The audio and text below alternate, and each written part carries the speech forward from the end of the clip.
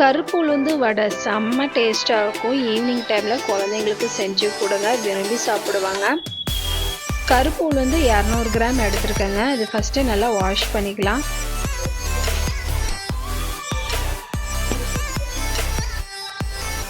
Wash பண்ணிவிட்டு ஒரு தண்ணி ஊற்றி ஒரு 2 மணி நேரம் ஊற வச்சுக்கலாங்க.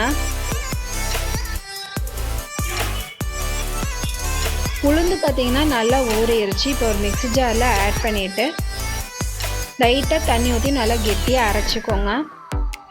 இந்த அளவுக்கு வந்தோடனே வேறு பாத்திரத்துக்கு மாற்றிட்டு வெங்காயம், கறிவேப்பிலை, இஞ்சி இது ஆட் பண்ணிக்கலாம்.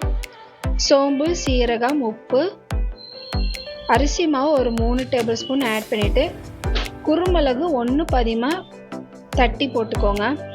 நல்லா மிக்ஸ் பண்ணிக்கோங்க. பேனில் எண்ணெய் ஊற்றி எண்ணெய் சூடானே நம்ம உளுந்து மாவு ஒவ்வொன்றா போட்டு நம்ம ஃப்ரை பண்ணி எடுத்துக்கலாங்க. செம்ம டேஸ்டான இந்த கருப்பு உளுந்து குழந்தைங்களுக்கு செஞ்சு கொடுங்க, விரும்பி சாப்பிடுவாங்க. அவ்வளோ சத்தான இந்த கருப்பு உளுந்தை ட்ரை பண்ணி பாருங்கள். Thank you so much. பை.